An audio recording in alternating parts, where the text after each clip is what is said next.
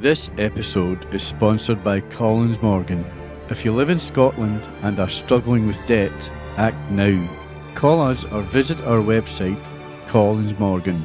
We listen, we advise, you decide.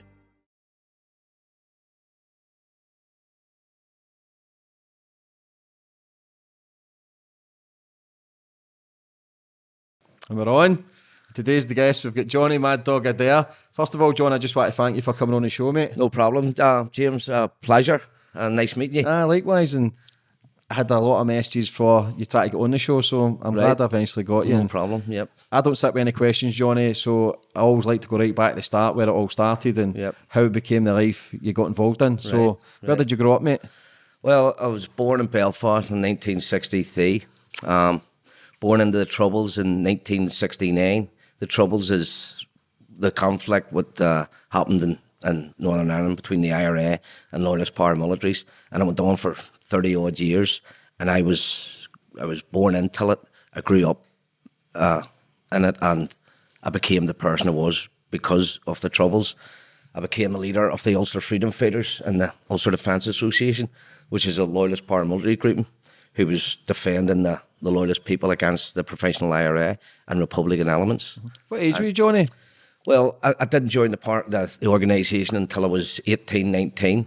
But prior to that, I was engaged in sectarian troubles right through most of my life. That's the way Belfast was then. It was a war zone, and it was a sectarian war between Catholics and Protestants. You had street battles every day, almost every day of the week. How far were you from a Catholic area? You lived. I grew up living beside Catholics, and I grew up having Catholic friends. And when 69 came, I was 8 or 9 years of age. I woke up one morning, and half of my street, the houses in it, had been burned out, and they had been Catholic houses, and the Protestants had burned them out. And likewise, on the other side, the Catholics had burned Protestants out. Because like Scotland today, Protestants and Catholics lived side by side, and they were friendly until the civil rights of 1969. That changed everything. And just overnight, the two communities were split and segregated, where Catholics lived in Catholic areas and Protestants lived in Protestant areas. Is that because it was tit for tat then, the houses getting burnt down? That's what it was, yes. And then it just became a predominantly Protestant area and a predominantly Catholic area, and no Catholic would have lived in a Protestant area and vice versa. Because obviously, if you see houses getting burnt down, you're going to be angry. So in your mind, you want to retaliate. Well, at the time when I woke up, I was a young boy at the time. I woke up and half the houses were still burning. But some of these people, Catholics, had been my friends who I'd played with. But unbeknown to me at a young age, I didn't realise what all was going on. But as life went on and the years went on, I just got adapted into it, and I grew into it. I had no other choice.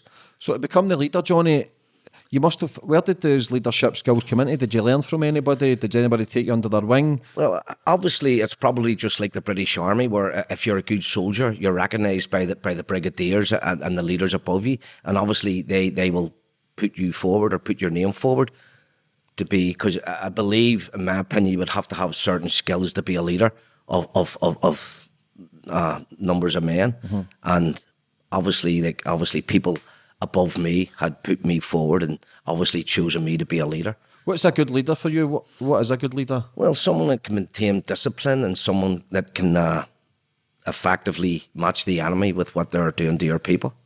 And I believe that's what I done, and I had them skills.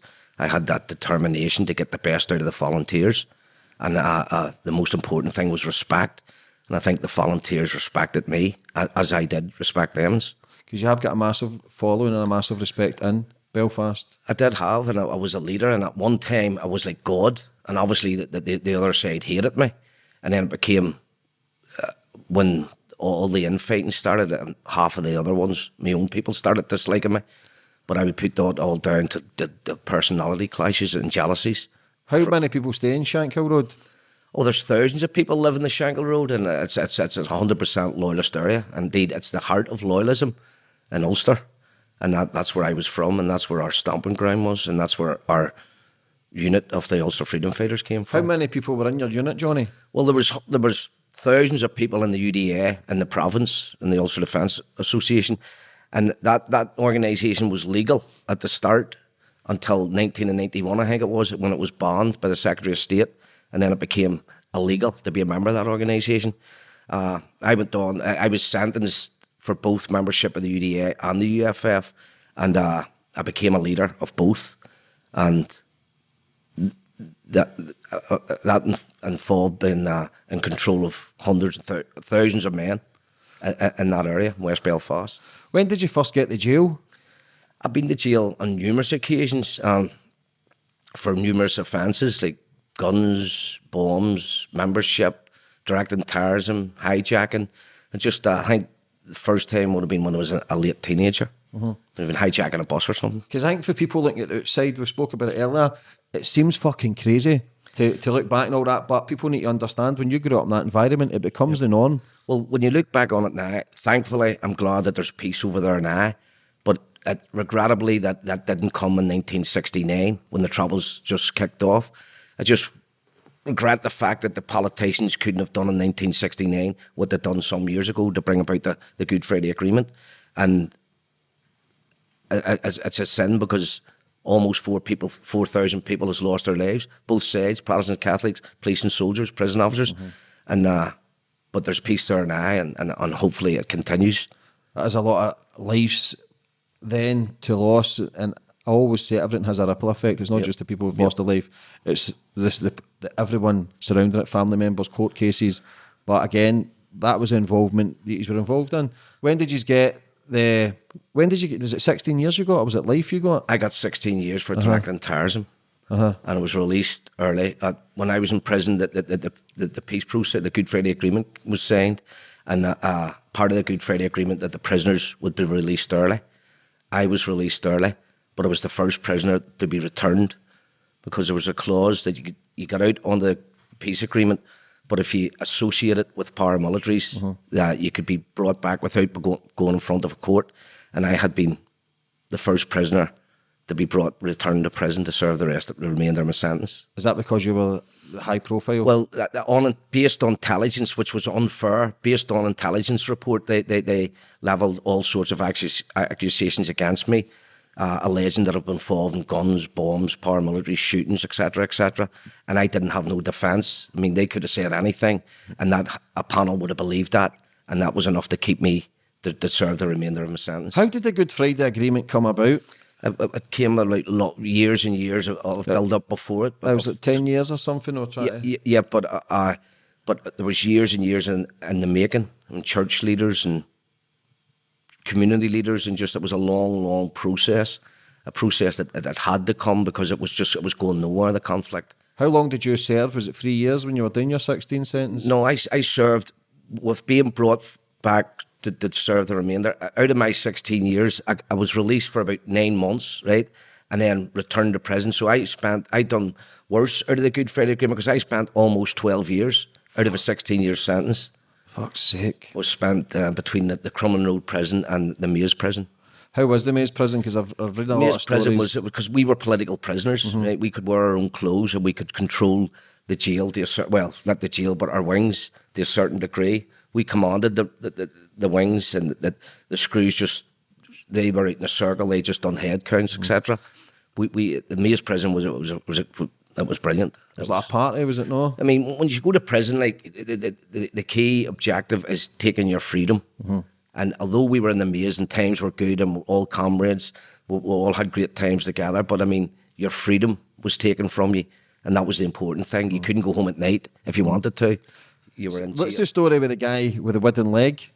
Oh, that was the guy that used to bring, because we would smuggled anything into the Maze prison. In fact, I tried this. I got a visitor, a friend of mine, to try and smuggle me a dog in, a pup, because I knew, because it was just, they had budgies, that the authorities was allowed us to have budgies, right? So I decided that I would like a wee pup, and I knew if we got a pup in there, the screws weren't getting it out because we controlled them wings. So I sent word outside, and a friend of mine's got this wee pup, and he drugged it so as it would be sleeping, right? So the guy had tracksuit bottoms, and he comes in to visit me, and obviously you get searched coming into the Maze. So the wee dog was out cold down his tracksuit bottoms, but when he was in the search, getting searched, the wee dog came alive. And the screws locked it down and seen it. Just pulled his, got the dog and They just laughed and put him out, but I never got the wee dog in. But the guy with the one leg, he had an artificial leg, and we were on steroids and all at the time, and we got the steaks and all smuggled in from the outside. So he would come in every Monday, and anything that we want, any contraband that we wanted, well, me and whoever was part of it, he would have just put it all on his wooden leg and come in on the Monday, and they didn't search that, they didn't take that leg off, and he would have just come in and just took out all the contraband, whatever we wanted, anything. We could have got anything in there. Fuck's sake. Almost anything. Because I've read the parties that used to have in there, the women, the drugs, the drink. Was it really a sentence? Well, not really. Well, again, your freedom was taken from you. Of course, but the way we were, it was all comrades, you mean, and everybody was there for each other. You became a family then. You lost your family on the outside, but when you became into prison, you gained another family. They were your comrades, but they were as close, if not closer than family. Did you know the majority of people? Did you know everybody? Or every single one of them. I was their leader. Most of the ones in what I commanded, they were all my comrades. That's crazy. And it was great. It was great, but it's like everything. You had sad times because prison can be a rough time. You can have family problems, and most prisoners do have. And most prisoners had children and wives and parents, and it was hard on them. But we tried to make it the best that we could for us. And yes, we did. We had discos, and the prison authorities supplied the disco lights. And obviously everything, we made drink, we smuggled drink in, because we could smuggle anything into the maze. So it wasn't hooch we were making. And you had women in as well? Women would have came to the visits, and we instructed the screws that increased, because our visiting area was like cubicles, but it was head height, so the screw in the box could see you. But we said, look, we want more privacy. So the screws up lays, and they built it up higher, so girls would have come in, and once you were in that cubicle, you could have done anything. And before, when your time was up for a visit, the screw knew what you were doing. So he wouldn't walk down, but he would shout down, 5 minutes. So what he was basically saying was, get your clothes on now. You've 5 minutes to go, ready to go. And how long was the Maze prison running for? For years and years and years. And it's just closed after the Good Friday Agreement. It's a tourist attraction now. It is. That's where the 10 hunger strikers died, professional IRA. So do you think if you grew up a few hundred metres down the road, you'd have been fighting for a different cause? Absolutely. If I had been a Catholic, I'd have probably most definitely joined the provisional IRA, because that's what it was over there. If you were born into communities like the Shankill or the Falls, 99% of the people in that community supported either the Loyalist or the Republican movement, or went on to join that movements. So how did, for being a leader of the UDA, yep, how did it all come crashing down? How did everybody start fighting? Well, once the Good Friday, in my opinion, once the peace process came and most of the prisoners were let out of jail, there was no more common enemy. So see, within Loyalism, you had different groupings. You had the Ulster Volunteer Force and you had the UDA, which they were fighting for the same cause, but they didn't get on with each other. So when you've no common enemy to fight with the IRA, so it was inevitable that they just ended up fighting with one another. And sadly, that's what happened. But that's crazy, It is crazy. It is crazy. Because for all them years you were fighting the one objective, which was the Republican movement, and then when there's peace, there's no more. The Republicans aren't doing them to your community or your country, so you can't fight with them. So the sad fact happened was that is that still happening just now? It's still it still festers. It's still festering away, and it will always be the case. Because you've groups of men who they've no real reason to be there, but they're still there. Like we're 20 odd years into the peace, and paramilitaries are still in existence, and they shouldn't really be there because there's no real threat from anyone. There's dissident Republicans, but they're in a small minority, and all they're doing is policing their own areas with like dishing out punishment beatings on their own people. But there's no real threat of bombing to the country or Protestants or Loyalists being murdered by them. So in my opinion, there's no reason for paramilitaries of all stature to be in place whatsoever. Are you still in contact with anybody, any road trips? Yep, I am indeed. Lots of my comrades and lots of my friends and my family. Yes, in contact on a daily basis. You'll still be well connected, Johnny. You're not going to be in that I'm still life. Passionate. I'm still a loyalist, and I've no regrets about my past. And I mean, I served. I paid my debt to society. I served 16 years in prison for my offences, and I'm passionate still about politics back home in Northern Ireland, and I'm still have my ear to the ground. Do you miss it, Johnny? Well, I miss it in the sense that, well, not really, because there's peace there now. And I don't feel that there's no real reason for me to be there now. And when I'm living here in Scotland, maybe all this was for a reason, because now I have a normal life, to do the things that I couldn't do when I was back home in Belfast. And for in that aspect of it all, yeah, I'm happy now in life, and I don't have to live the life that I did live over there. Was that the main objective, to get peace between the Catholics and Protestants, or was it became a stage where it felt normal just to fight because you're absolutely right. Of the fight of violence? Because it was enshrined into people, and even now you still have teenagers clashing because I tune into the news every day, and they're going to the parks and they're arranging fights through social media, and it's still a sectarian thing, and it will still take years and years to get rid of that mindset. I don't think it will ever go, Johnny, because it happens in Glasgow. You're happens absolutely everywhere right. in the world. I wouldn't just point the finger right. and say it's everywhere. You're absolutely Gang right. fighting. But the good thing about back home in Belfast is that they're not murdering each other, they're not killing each other, and the hatred is not. And Belfast has came a long, long way since the Good Friday Agreement, whereas Catholics and Protestants now, like never before, they're working together, they're friendly together, they're actually getting married and all. Things like that would never have happened in our time when the conflict was going on. I mean, you couldn't have married a Catholic or vice versa. You couldn't have worked anywhere near a Catholic. And it is crazy though. It was crazy. It was really crazy. And it was sad. Yeah, I always believe human beings were all connected, and Yep. religion, race, You see, it's dividing people. When I came to Scotland, I didn't realise that was in Belfast. Remember, we didn't see Catholics. Only when I was a kid, I run about with them until all the troubles broke out in 1969. So we were all completely segregated. We just heard about the IRA on the news. They killed the policeman, they killed the soldier, or whatever. We never seen Catholics, right? But when I came to Scotland, I realised that what was this all about? I'll give you an example. I would have went into the boogies, and there would have been a guy with a Celtic t-shirt, right? And naturally, my stomach was turning. I'd been standing beside him. Didn't say nothing, but naturally within me, I was, fuck. That's the way I was feeling about him. But through time, I realised that people about me and people living beside me and next door were Catholics, but it didn't mean nothing to them the way it did to us back home in Northern Ireland. So it took a long, long time for me to realise that there's no difference here. Why did we have to behave the way we did in Northern Ireland? And the people in Scotland are no difference. The Protestants and the Catholics, they're the same. They're Catholic and we're Protestant, but they don't hate or kill the way that was happening back home. So it took a long, long time for me to accept that a guy with a Rangers t-shirt, he's no threat, and he's no difference from me and you. Stick a pin in him, and he'd bleed the way I will. But it took a long time. But Belfast was. But that's to condition the mind through the violence. Exactly. Your mum's house getting burnt down or somebody, you're going to hate, and it's crazy to hate a certain colour or a certain religion, but again, it's being conditioned. And that hatred just became worse throughout the years, because of what the IRA was doing to our country and to our people. I mean, over here, you don't turn the news on every day and hear that someone's been shot dead. It's rare, not really rare, but it's. Whereas in Belfast, you'd have turned the news on, maybe it would have been happening once a day, twice a day, 3 times a day, every day, or a bomb, and it was against the loyalist people or vice versa.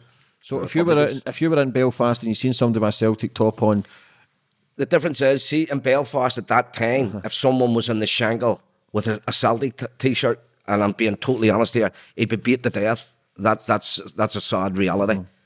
Then, way back then in the times, and that's how I felt, the way I felt when the first time I stood beside someone, I was feeling that hatred and that aggression and anger. But that's just a normal occurrence because you've conditioned your mind to think that my way. mind's been conditioned now that I realised like that was crazy what was going on over there. There was real no need for it. And that mindset, it's not going to change overnight back home. It's going to take years and years and years and years. But they will get there, hopefully. Would you ever speak to some of the comrades and some of the troops and try and discuss it the way you're talking now, to say, what is it you're fighting for, and what is it? What's the point of it? And it's more to life. No, I would be a hypocrite if I was to say that now, because at the time, and even now, I've no regrets about what I was doing. So I could not sit till comrades now and say, look, that was wrong. Do you understand what I mean? Because at the time it was right. We felt that the government and the police weren't defending us, and we were going to lose our country till the Free State if we didn't stand up. So the government was doing enough, so we took the law in their own hands and we challenged the IRA. So I couldn't say to volunteers now, that was wrong, but at the time, it was right. So I've no regrets, and I would not try to say, look, that was wrong. The good thing is there's a peace agreement there now, and they've all signed up to it, and so far so good. And there's not the lives being lost at war 20 odd years ago. Which is the main thing. Which is the important thing. Do you think it could kick off again?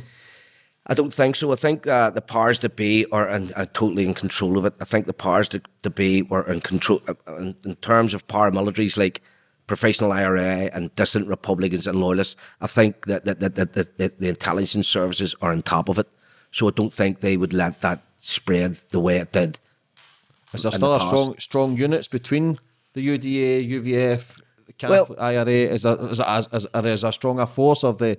Well, they're still there.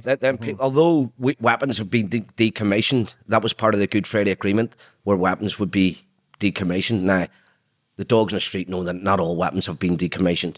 Some weapons were decommissioned, but there's no doubt in my mind that both loyalists and Republicans would have kept the weapons in case further down the line that the troubles all start up again. They're not going to leave themselves defenceless. So a loyalist, Johnny, what is a loyalist to you then? A Protestant, someone who came, who would more so like paramilitaries who would have fought for what they believed in and sacrificed their freedom. And sadly, mercifully, some of them give up their lives for the loyalist cause. For the fight? Yep. So basically die for the cause if needed be. Absolutely. Which is fucking scary, isn't it? It is scary, but when you look at the 10 hunger strikers, and I grudgingly respect them because they were my enemies, them men give their lives for their political beliefs. That was a hard thing to do. 10 men staring death in the face for 60 days or something, or 60 odd days. For freedom? Soldiers, for freedom. That takes a lot of ball, and you've got to take your hat off to anybody that does that. I grudgingly respect them. To give your life. I would never mock them. I would never let anyone mock them, because what they done was that they sacrificed all for their cause. How is your mindset? How do you get nightmares, Johnny? Do you get... No. Nothing? No. You just kind of used to it, you became cold to it? Well, at the end of the day, I believed in what I was doing was justified in the defence of our people. So I don't live to regret it. I don't have sleepless nights. Or I don't. There's always talk about you having hits out in your life and people want to kill you, but I think you've probably been used to that since you were 18. Well, along my journey, absolutely. I mean, I've been on the receiving end of the gun on many times. I mean, there's been multiple attempts to kill me through ways of bombs, bullets, poison, but I've just came immune to it. And even in Scotland, as recent as 3 years ago, there was several people who were sentenced to long prison sentence for conspiring to murder me, myself and my friend. And this turns out that these boys were under surveillance from the MI5 for some 14 months, and they'd seized an assault rifle and the recordings of them doing dummy runs, wanting to kill me. But I just think that these people were loosely connected to just small-time criminals who were using the Republican flag to try and extract money from drug dealers in Glasgow. And this is the case. And some of the drug dealers were actually as frightened of these people who were pretending to be Republicans and were going to fight and kill Johnny Adair. So what do you hear, Johnny, when somebody's trying to kill you? How do you react? Well, go back to that incident. I was in Spain, right? And I had just came back. But a week prior to that, I was flying into this Prestwick airport, and I was pulled into the room. You know, and that used to be normal for me back home. But in times of peace and times of now, when I'm living a normal life, that never happened. So I accepted it the first time. So I was away a week later. I accepted it. They say, look, new laws have come in, terrorism laws, blah, blah, blah. So hands up, yes. But a week later, I flew in from the country again, and it was the same one, pulled me out of a crowd of hundreds of people, pulled me in the room. So I believe that this is the police starting to harass me again. So I was angry. He said, you need to come into the room. I said, into the fucking room. So I went in the room and I kicked the chair. But there was 2 special branch men sitting there, or policemen, right? Well, he said they were special branch. So I kicked the chair and started shouting at them, calling them black bastards, that's harassment. No, you've got it all wrong, Johnny. Have you heard the news? I says, no. And they were there to tell me that people was about to be charged with conspiring to murder me. And I thought it was a form of harassment. And I kicked the chair and all of them, you fucking black bastard, I was calling them. But they were right, and they were just bringing me in to warn me that yeah, absolutely. But I seen it wrong. But if you got that impression with the police, because though you've got to understand, they're still doing their job. Well, absolutely. And the way I look at it, if you're doing wrong, the police will be on your case. I'm not doing wrong, so they're not on my case, right? Maybe at the start they had me under surveillance, and because of the personality I was, they needed to stamp their authority, and they did. They busted my house, the armed response, all that shit a few times. But I just told them to behave themselves, because someone like me, with a personality like myself, there's no way I was going to have anything illegal in my house, nor would I anyway. But Did you ever be worried, Johnny, that you were going to get set up, plant a gun, plant drugs? You hear stories, but I don't believe. Maybe in Belfast, things like that would happen. But I don't know, it probably would happen. It was be always in the back of your mind, yep, it would. When you first moved to Scotland, how were you treated? Great, brilliant. As I say, at the start, at the early months, the police would have let me know that they were there. You know what I mean? They had me just under surveillance. That they followed me drink driving, they lost my licence, they busted my house several occasions, and all took money from me, which I got back. Things like that. But they were just... I think they were expecting me to be this person who's going to do all these crazy things, but it didn't. But obviously their job was to keep tags on them. Mm-hmm. Do you think if, obviously you've wanted to come out, you've came to Scotland, you want a better life for yourself, yep, which is difficult, but do you think you've still got that tag where you'll always be looked at as Johnny Mad Dog? Absolutely, and that's going to stay with me till the day I die. But I mean, there's nothing I can do about that. I was that person, and I chose to be that person, and I've got big enough shoulders to accept what comes with that, either good or bad. And I've had that most of my life, and ways enough to realise in life you have to take the rough with the smooth. Things will be good in my life, things will be bad, I accept them, and I'm different from most people because I'm a big personality. I'm in the public domain more than most people, so people will like me, people will love me, people will hate me, and that's just something that's just a non-man life. No matter exactly, what it is you do, no matter what you're involved in, people love you, people hate you. It's just about taking it in the chin. When you've had a few hits out in your life, you get shot in the head, at a UB40 concert. How was that feeling? I was in a time of peace too, and I had been just released on parole, my first parole, and my wife then got me these tickets to go and see UB40 because I loved UB40. And because of the conflict, bands like UB40 wouldn't come to Belfast. We didn't get the likes of that because it was a dangerous place to come. But now in peace, so she turned me up brilliant. They were playing in Belfast, happy days. So get the tickets, we're going that night. And because there was peace, I thought, well, there's peace, that means there's no more war. But my men around me were saying, you can't go up there, Johnny. I mean, but sure, there's peace. We'll be all right. It's a lovely summer's night, open our concert. Me and the wife will go, oh, no, Johnny, you need the minders. I mean, I don't need minders.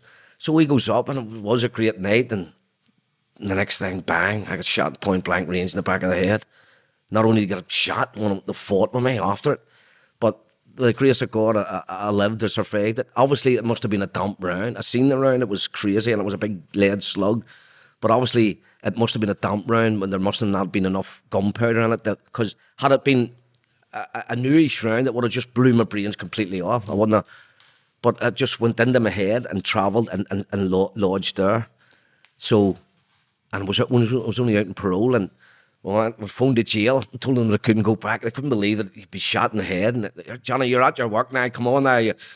I mean, look, I've been shot in the head. I have to go to the hospital and we're going to take the bullet out. But people couldn't believe how could you get shot in the head and walk away from it. But I did. So the person that shot you in the head, you were still fighting with them? No, they fought with me. See, when they shot me in the head, when I went down, I thought it was a grenade with a big flash. And then I just, the way you see in the film, like you're shot, you stagger about and all. And I knew, well, I'm not dead, but everything was going through my head. And I could just see my wife in slow motion. And the next thing, I remember fighting with them, right? And they tried to get me down. And I remember the grace of God, I got away anyway. And ironically, when I got the car that got me to my safety, it turns out that because I knew through police taking statements and all these taxi drivers, but he was a Catholic. And Saved your life. when I get when I get into the car, you know who I am, and he's the mom was panicking. I said hospital. And then I realised, no, don't go to hospital, because if they think you're alive, they realise you're alive, they could come back to the hospital and finish you off. So I told him to go to Shankill, and he was panicking. But he took me to Shankill. He must have been shit. He was, and I never realised he was a Catholic until after the police had told me. He said, Johnny, you'll never believe this, but see that God saved your life, the guy in the white car. He said he was a Catholic. I mean, oh, fuck. Does that not make you realise, though, Johnny, and go, you know what? It is all kind of madness. But the story goes, you see that this is what I hear, because I mean, you hear stories, and then when they returned me to prison, put me in a segregated jail, Catholics and Protestants. And that was the first time that I was in amongst Catholics. It was hard because I was the devil to them. But some of them became good friends of mine, and they told me things, you know what I mean, which was important. And one of the stories they told me was this guy had shot me. Now, he wasn't a Republican. He was an opportunist, right? And it turns out he was heavy on the coke. They spotted me there, Johnny Adair, I'm almost shoot him. So obviously they got the gun, they done what they had to do. But this guy threw the paper down to me one day, the Andersonstown News. He was a Catholic guy in the jail. He says, "Who's your mate?" And I looked at it, it was a death thing. The guy had been dead a year. I said, "Who?" I didn't know who shot me. I hadn't a clue who it was. The police didn't know at that time because they thought it was mainstream Republicans. Have a mask on? So, no, bare-faced. So the guy threw the thing down, but this guy had been dead a year. But turns out it was the actual guy that shot me. But he was flat out in the coke, and he got paranoid, and he moved to Dublin. He thought that we were coming after him and we were closing in on him. He hung himself, left a suicide note. Johnny Adair and his men's closing in on me. I can't live with this anymore. And he fucking hung himself. I didn't even know who he was. And he thought that I knew who he was, and we were coming close. Flat out in coke, hung himself. Did you think that was a... Sorry, just a wee thing right. on it. No, did you put them Yep, on your sleeves yep. on the table? Did you think that was a hit then, a professional hit, and you just kind of... At the time, yes, everybody did, yep. The police and all was... Because no mask, no nothing. And even at the time, the people associated, the loyalists, who'd be loyal to me, they were actually going out and retaliating within hours and days after. I think there was... So Catholics were getting killed just because... There was shootings and bombs, yes, because they thought that was Republicans. And I think messages was sent through our political parties that it was nothing to do with the IRA or mainstream Republicans. That's nuts. That is, Do you remember what UB40 song it was? Oh, it was a horrible song too. It was a fucking song. One of the very few UB40 songs I hate it. And I remember, it was the first time I heard it. It was about a train. And I remember even saying, I don't like that song. You don't fucking like it anymore. And that song's fucking stuck with me. Because I think the train is coming or something. Fuck that. Your train was nearly there, Johnny. I think you've had a lot of hits in your life as well, but a lot of these people aren't breathing anymore either. I know. Well, that's the way it goes. Is that retaliation? Is that... No, it's nothing that I don't know. Some of the people I knew that tried to kill me have been sent to prison. Some of the people in the process of trying to kill me actually killed themselves with bombs. And others, I think, I don't know, people's just took the law into their own hands, sort of speaking. I can't believe the guy who shot you. I thought it was a hit, and I never... No. It was just an opportunity. We're Catholics, and here was Johnny Adair, stuck with no minders, just with his wife, and an open-air concert, more or less in their turf, and there was a big crowd of them. And ironically, another one, the main instigator who was fighting that night, he was an amateur amateur heavyweight boxer. He was one of the aggressors, right? But ironically, he was shot dead some years later.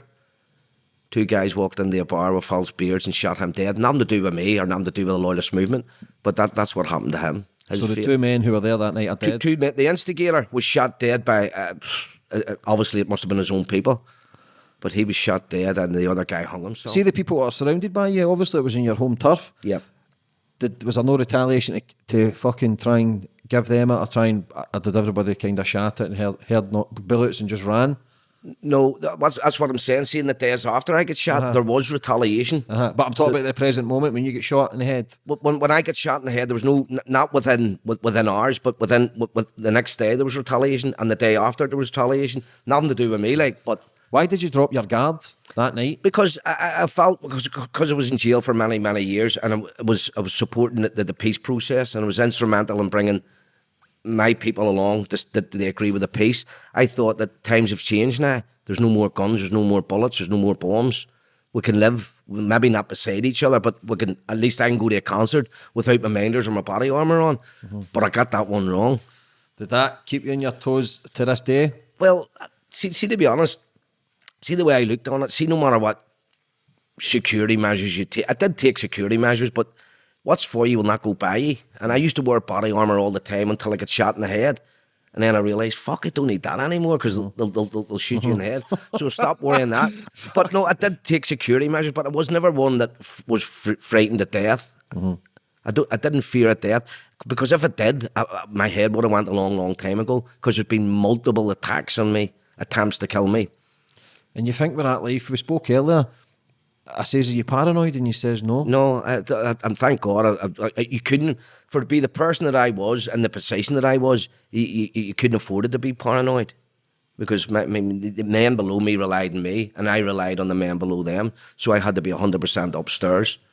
How many friends have you got left, Johnny, that you grew up with and that are not dead, or you fell out with? Or... Well, you see, in life, in my job, I had to put my trust in lots and lots of people. But it turns out that it's very, very hard in this life to trust. I don't believe that you could fail. It's hard to trust anyone, if I'm being honest. Trust yourself and you'll not go wrong. That is, I believe that it's hard to trust anybody, no matter who it is. It's Yep. We're living Because in that. everybody has people.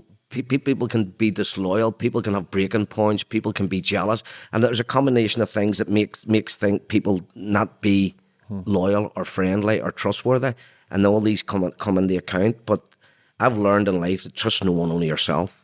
In that way, Obviously, the Catholics in Celtic, Catholics and Protestants here is in Glasgow is mostly Celtic and Rangers. Yeah. How strong is it in Belfast and Dublin with Celtic and Rangers? Is it as strong as people make it? Yes, exactly the same here. Do you go to the Rangers games or No, I anything? don't go to the games. No. It's exactly the same. Boys over here is more passionate, and they're not as aggressive, whereas the boys, the Celtic and the Rangers people in Belfast would kill each other after an Old Firm game. That's never happened, but they would if they had the chance, if they were that close.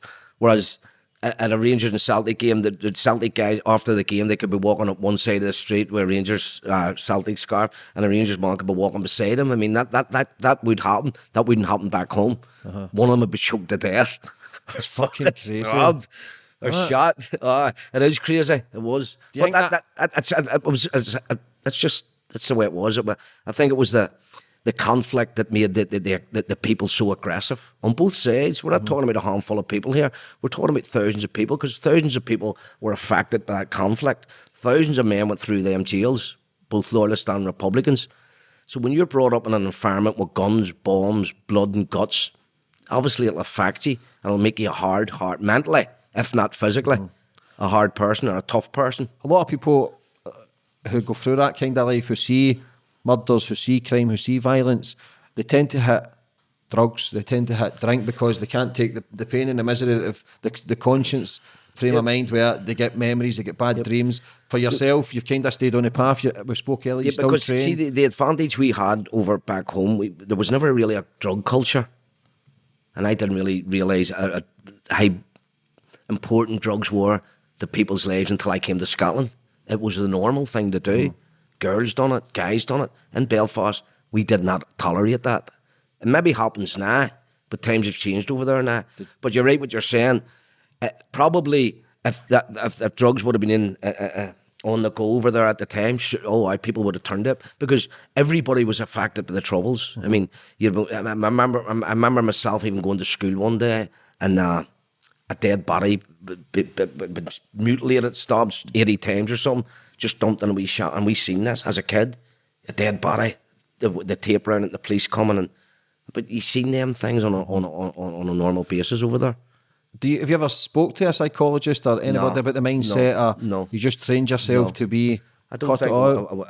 I ever needed to. What about your emotions and that, Johnny? If you see things like that when you're younger, do you cry? Do you get upset? Do you just become immune to it? Your brain is like a camera, isn't it? No matter what you see, you'll take a mental note of it, And no matter what you say or do in life, it stays with you for the rest of your life.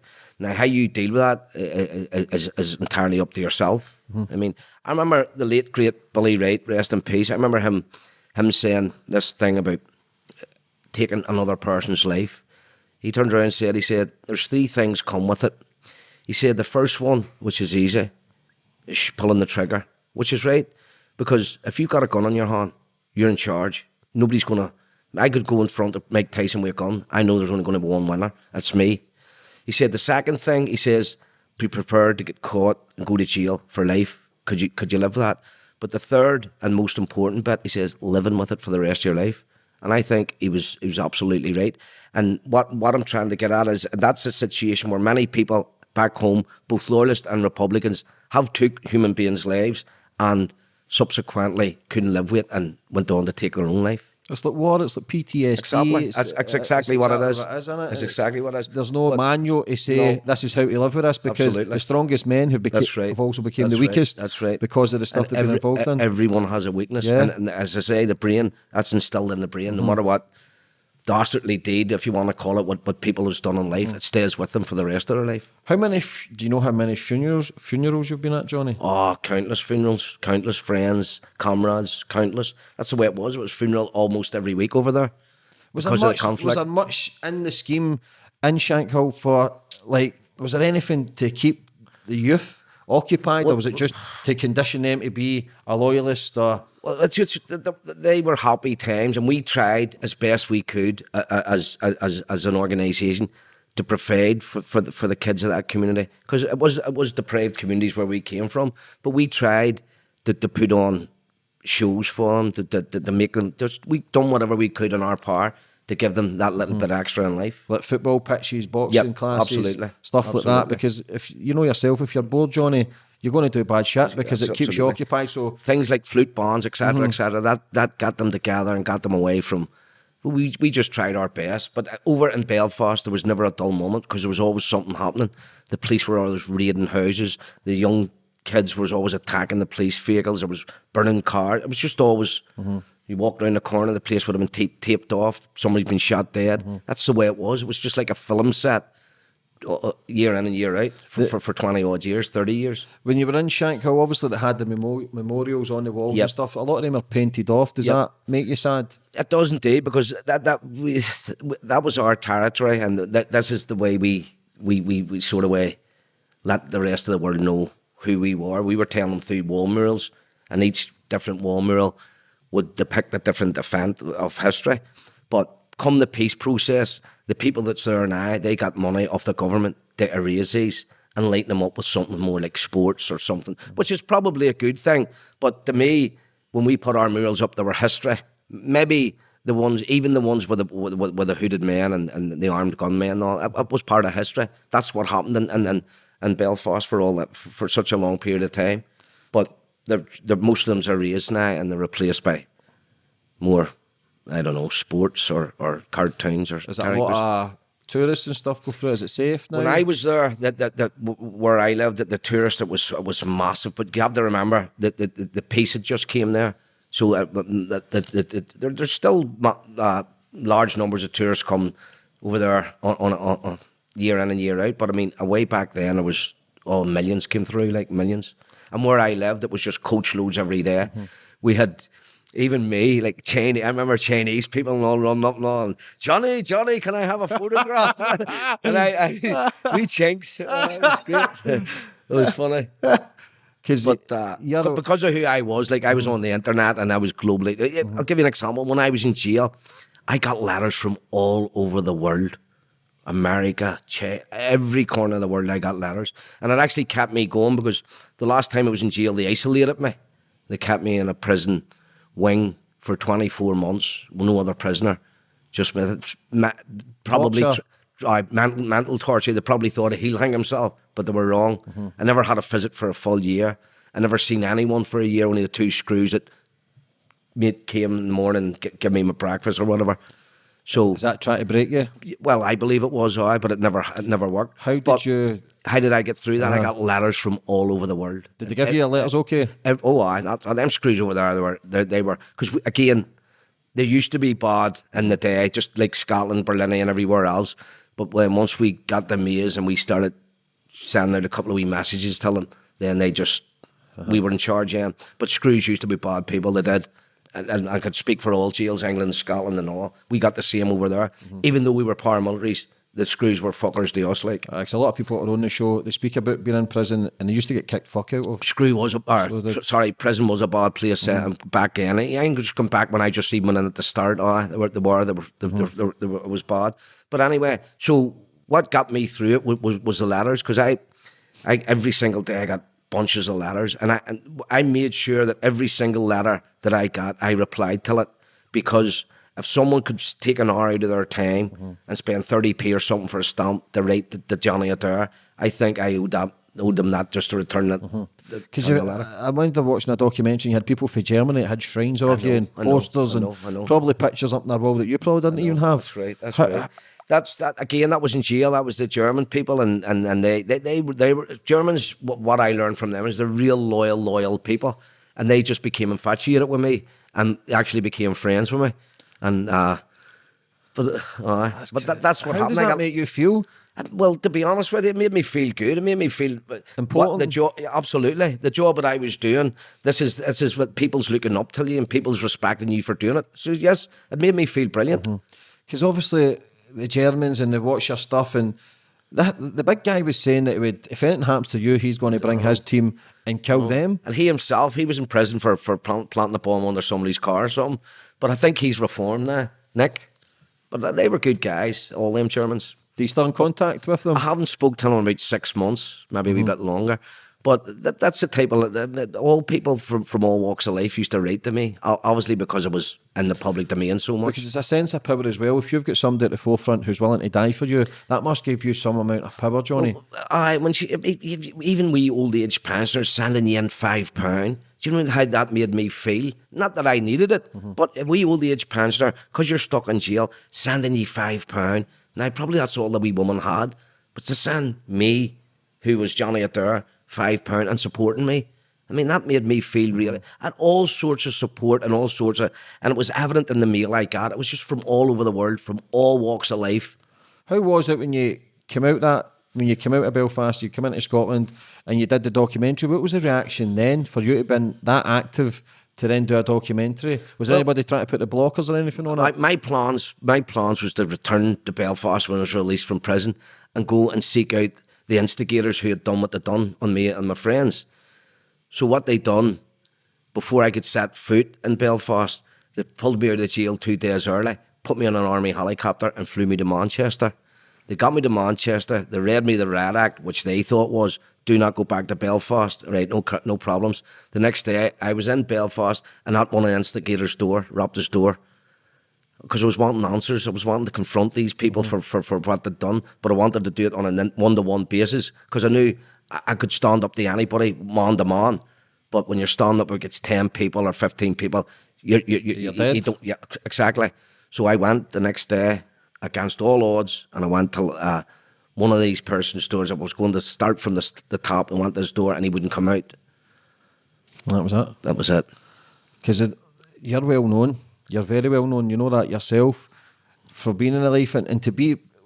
I don't like to glorify anybody, but to come through a life that you've done and change your life as well, that takes mass respect for anybody to do, because it's difficult. But when people look up to you and you're well known all around the world, it's the Catholic and Protestant thing is massive. It's not just Belfast, Dublin, Scotland. It's everywhere. Do you still get, obviously in Scotland now, how do people treat you here? Well, the Loyalists would love me. The majority of the Loyalists would love me, right? But even right through it, I'll give you an example. Just a couple of weeks ago, a guy travelled all the way from Yorkshire, a respectable man, right? All the way from Yorkshire, just to have his photo taken with me and to shake my hand. And he drove, 400 miles or something from Yorkshire, just to come down to Scotland to get a photo taken with me and to shake my hand. And that makes me feel good, and but it makes these people, obviously makes them feel better, because I've met Johnny Adair and I've shook his hand. So yes, that makes me feel that there's people out there who think, and I design the books, and I design the books for him. That makes me feel that, yes, people still, rightly or wrongly, respect and adore what I done, or respect. I think it's more to do with this man stood up to the IRA. Like most people should be frightened of the IRA, because the IRA just caused death and destruction. All over the world have done it, right? But here's somebody who's prepared to go toe-to-toe with them. And I think that's where I got a lot of respect. And that's why, even to this day, some people, like I've explained, a man driving from York, to just have... If anybody, see if you ever had grievances with anybody just now, would it only be one phone call away for you to sort things out to this day? See, to be honest, see any problems that I would have, I would kind of want to deal with it myself, you know, and then that way I could get the satisfaction what I want and do what I believe is deserved for whatever that has happened. Because obviously, if you get older as well, Johnny, do you think to yourself, right, I want a better life, which you're trying to create, but do you still miss the violence? Do you miss the craziness? Do you miss not giving a fuck? What I was doing then, I believe that was the time when the conflict was going on. So I believe that I was an important part of it, but it's no longer exists now. So I don't need to be a part of it. So in my everyday life, normal life now, I don't feel the need to be the person that I was, because I'm not engaging with the enemy. I don't have an enemy now. I have enemy, but they're nowhere near me. I don't believe they're coming near me. Do I have problems with people? Any problem that I do have, you're absolutely right what you're saying about as you get older. As you get older, first and foremost, you don't want to go to jail, because you've done enough years in jail. And you realise that the important things in life, like freedom. Freedom is very important. When you're young, you don't care. 16 years, happy days. It's for the cause. But you reflect back on that now, there's years wasted. And then you think forward, do I want to go to jail? And you're absolutely right. You would be more smarter if you were to do something now than you would have been maybe 10, 15 years ago. But it's kind of... And it's the fear of going to jail that would make but you... But then, you probably never had fear to going to jail, because if you're in the maze and you're getting steaks in through wooden legs and dogs and parties and discos, do you think that makes it easier for people to go at the front line and no care if they did a murder? Well, I don't think it's so much as you don't care. Well, I think if you know you go to prison, you know it's going to be party time. I think an important part of the conflict over there was to be, like that was a badge of honour too. I was in the maze. Be for 5 years, 10 years, 20 years, whatever it was. That was like a badge of honour, and that was to prove that you were involved in the conflict, because you served time in the maze prison, and that was for the paramilitaries. You only went there if you were IRA or Loyalist, UDA UFF. Who's the maddest person listen to your stories, man, you're all fucking mad, but who's the maddest person that you go, he's nutcase, he's... Well, see, for security reasons, I wouldn't say it on camera, because there's lots of people who I would consider to be mad. But psychotic, well, in my terms, good, but in other terms, people's terms, well, he's a psychopath. But I wouldn't say their names on. I always like to think everybody's got goodness in them, no matter what. You'll get Catholics probably watching this and going, bastard. Of course. I love that man. I respect that man. I could say stories about Catholics, but I mean, people would probably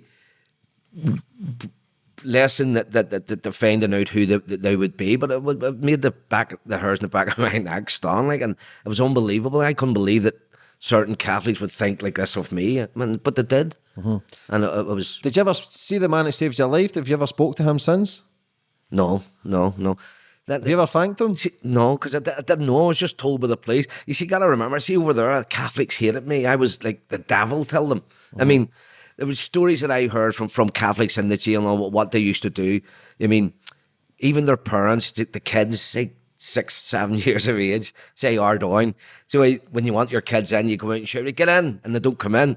But I remember a story telling me about the man coming out and shouting, trying to get the kid in. And they were shouting, Johnny Adair's coming. And the kid turned around. Shut yourself. But no, but it's when I came to Scotland and I realised that Catholics it's not... In Belfast, they were treated different, and there's no difference between a Catholic in Scotland or a Catholic in Belfast. But the difference is was the conflict that we were brought up in, and enshrined the hatred in both the Catholic and the Protestant, and that's just the way it was. That you don't have that here. You have the old firm games, and you don't think the hatred. And I'm glad it's got, because remember, we lived like Scotland all them years ago in the 60s. Catholics and Protestants were friends, neighbours. until the civil rights came. So Scotland, and that's what sometimes worries me. I would hate to think that Scotland could, at the Do you think it could turn into like that? well, I hope it never would be, but that's what happened in Northern Ireland. And how did that make you feel, Johnny, when that got put in place, when you were friends with Catholics, and then were you friends with anybody then you realised you couldn't When I was speak a to them? kid, and it was just, that's not just me, but everyone. We didn't see Catholics. They lived in the Falls, we lived in the Shankill. The only time you seen Catholics, if you knew them, was if you were in Belfast city centre, which was neutral. So when you became... And then when I became right in amongst Catholics was when I was in McGabbery prison. And it was hard for me because, I mean, you're standing at one big shower, there's 6 of us, 5 Catholics, they're all talking to each other, but they're not talking to me. You know what I mean? But then once my personality shone through, and once this myth became clear that Johnny's not this big crazy, would eat the head off you and all because you're a Catholic, they realised that he's a good lot. Some of them really became good friends with me and they liked me, although they were warned off. I mean, I can remember one Catholic lad he went out in parole and he was friendly with me in the jail, and he came to the end of his sentence. He went out in parole, but the IRA had got him and they'd strung him up and they'd whipped him, and they accused him of passing on intelligence to me about where IRA men all lived, which was untrue. But this poor cunt was hung up and fucking whipped. Because he was speaking to you? Because somebody in the jail said that he was passing on information to me. Which is understandable as well. Of course it was. But the wee guy, he wasn't passing on, and nor would I have asked him for information. But I got my eyes opened up in there, and I realised that the Catholics, there were no difference than the Protestants, you know what I mean? Of course, no, but again, welcome down to that conditioning. When you're conditioned to hate, it's like where the armies, no matter what army it is, you're conditioned to go and fight for someone else. The way we looked at it, the IRA and the Catholic community support them, so therefore they're all one. And when the IRA is coming into your community and planting a bomb and killing 10 people, you hate the IRA. And then the next day they're doing the same again. So you hate the people that support them, who's the Catholics. So that's just the way Belfast was. It was just a real hatred. And many loyalists and Republicans in Scotland would understand that, because they would be visitors to Belfast, but the wider majority of the people in Scotland don't really understand how vicious and how cruel it was. And if they did really know the full details and facts, and they would kind of understand a wee bit more clear, they would go, well, is that what happened? And it's all right for people fighting for the cause, Catholics, Protestants, but it's the innocent ones who lost their life, the kids, the families. And there was that's what happens. And when someone's shot or blew up and all, it's you're right. It's that the entire family's affected and their friends, and it just spreads like it's not just the one person that's affected, and then people's affected for the rest of their life. And that's the conflict, and that's what the cause. That's what it was. It was horrible. It must have been tough as well for anybody growing up there. And it's all right for people to say and sit and think, that's crazy and this and that, but in your mind, you're fighting for a cause, in your mind, you're fighting for something. So it's difficult for anybody to get out of that life. Is there anybody as high profile as yourself that's got out and changed their life? And oh, don't get me wrong, there's been cases of people that's turned good living. There's people that's turned their life around, turned their back on paramilitaries, but it was hard. You did turn your back on paramilitaries, because paramilitaries controlled your life, sort of speaking, if you were in at the deep end. You couldn't just walk in and leave the paramilitaries whenever you wanted. Even to this day, they're still there, and the people can't leave it. I mean, they take control of your life, and what they say fucking goes. Would you love to be back? No, not really, because I'm living a normal life in Scotland. As I say, and all my years in Belfast, I never had remotely had the life that I'm having in Scotland, because of who I was. Like, it was my choice, but I couldn't go to a cinema. I couldn't go to a concert if there was a concert. Well, I went to a concert and got shot, I know. But boxing, I love boxing, right? I couldn't watch boxing in Belfast, although it was the only sport in Belfast and Northern Ireland that brought the two communities together. And that was the unwritten rule that boxers from the Shankill can go to the Falls and vice versa. And that was a good thing. And I love boxing, and I would have loved to have went to boxing events, but I couldn't have went there. I remember going to a bodybuilding seminar, and I brought about 30 men, and lots of them were all, you know what I mean? Do you think you missed out on a lot then? Absolutely. Absolutely. And I didn't realise that until I came here. And England and Scotland, the things that I've done here, the fights, the shows, just everything. You wouldn't have done the that natural in Belfast. things in life, the things that make you feel as if you're normal alive. things in life. And even with my kids, from a selfish point of view, I was in jail when they were all in their younger years. So you don't get that bond with your children on an hour visit a week. And I missed the bond with my kids all grown up through my fault because I was in prison. But now they've got a wee lad here. He's 7 years of age. I've got that bond, and it's good. You want to make amends, and I want to make amends, but that's not going to stop. I'm not. And as I said earlier on, it was only 3 years ago there was people conspired to murder me. There's still people. If the opportunity arose, would probably take that opportunity. If you're going to be honest, John, it's never. It's going to be the same till the day you die. I accept mate. that. I'm not going to cry over spilt milk and say why are they doing that. I know why they're doing it. I know why they want to do it. I know why they hate me. I know why they like me. I know why they love me. So I'll take the rough with the smooth. Death smiles to us all. Only thing you can do is smile back. It's life. We don't know what the fuck's round the corner. We never know what's round the corner. And that's right. And what's for you will not go by. Exactly, mate. And you've just got to keep trying and keep plodding on in life. And it must be difficult because if anybody ever tried to take your life, if they did take your life, then they're going to be hailed a hero. Absolutely, and that's what I've always said. And that would probably give people the initiative or an individual the initiative to do it. But to date, in Scotland and England and every feedback that I've got has been positive, except them boys who are here wanting to kill me or talking about kill me or conspiring to kill me. But everything else has been good. Have you ever wrote a book or anything, Johnny? I've wrote out my own autobiography, and there's been several books written about me but not by me, where people has cashed in on my name, like police officers and women. There was a woman who'd read a book, In Love with a Mad Dog. There was a police officer who read a book. It just featured me prominently through the book. Obviously, that was to sell his book. There's been other books, again, as I said, about me, but not by me. Nobody ever came forward to do a film, or? I've done documentaries, and I've signed a contract. A contract's open in case there's an opportunity for a film. It's for anybody watching. It's the story of the Mad Dog. How did the name Mad Dog come about? I don't know. I hate that name. In my opinion, that's a dog. A mad dog is a dog that foams at the mouth. That was labelled to me by the then RUC and the media. Mad Dog. Mad Dog. Yeah, is it cringe with that name? No, I hate it. And it's not really used as much now, although, well, nobody calls me Mad Dog. Nobody close to me. Yeah. Maybe my enemy's Mad Dog, but I don't like it. It's horrible. I prefer Johnny. So you didn't make that, so that was the name? No, the media. And it does stick, you hear that name? I think it was some story, and I was just having a laugh with some journalist. It was from the Guardian too. It was a heavyweight paper. And so I'd give her a lift, but I think this was all stage managed by the then inner council. So, Johnny, you give her a lift. So I gives your woman a lift, and I'm just having banter with her. And she says, did you ever have a Catholic in your car? And I says, no, did you ever give a Catholic a lift in your car? I says, only a dead one and in the boot. No, just joking. Fuck, that was the headlines in the Guardian a couple of days later. And then that's where the Mad Dog shit all came from that story. And that was a massive story. And it was just things that I was saying in jest. You know what I mean? I'm hardly going to say that to someone that if it was true. But it wasn't true. That's people's perception. Yes. Because we didn't know what to expect. Yeah, no, but that's shit, not. Man, that's people.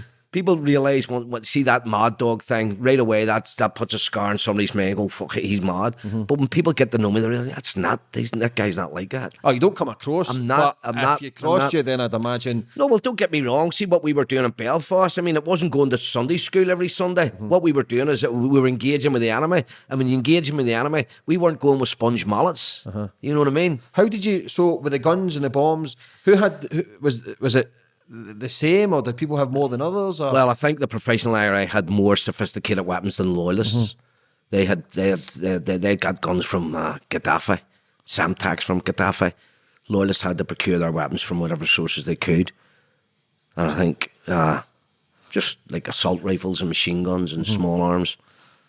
Enough to keep the conflict going. It's crazy to think that there was a war for a long time. It was a dangerous war. It was dangerous, and it was frightening. It was really frightening. What was the outcome for both parties for freedom? Was it just because did that just go the freedom? In my opinion, is the killings have stopped, which is the most important thing. And hopefully, as time goes on, the bridges can be built. Belfast is a better place now. There's more jobs. There's more. Belfast was a ghost town 20 odd years ago, and I mean a ghost town. But now it's thriving. More opportunities, which is the main thing. Absolutely, Less absolutely. opportunities Yep, means there was no opportunities back then. drug abuse, There was gambling the only abuse. opportunities you had then was paramilitaries. So that was your life. That was your life. So you've no That was your outcome. life. It's just to And be. it was the thing to be. It was like supporting Rangers or Celtic over here. It's the thing to do if you're a Protestant or a Catholic. The thing to do over there was either join the IRA or join the UDA and engage in the conflict. Which is less opportunity. So again, it always comes down to the conditioning, Johnny, to think that you've grew up in that life. Do you think it's normal? But No, for well- yourself now, going for the future, do you have plans? Do you have visions? I'm just happy in life now. Just living a normal, quiet life. Just get my wee boy. Just spend as much time with him and Quality time. back and forward to England to see the rest of my family. Who've an older family down in Manchester, so I travel to see them quite a lot and just enjoy life as much as I can. Aye, good, mate. But for again, Johnny, I know you're a high-profile name to you on my show today. It just shows you how far my show's coming, mate. So, Right. Well, it's been a pleasure, and I I appreciate it, mate. Everything for the future. thank you I wish very all the much. best, Yes, brother. you're welcome. Take care. Thank Cheers. you.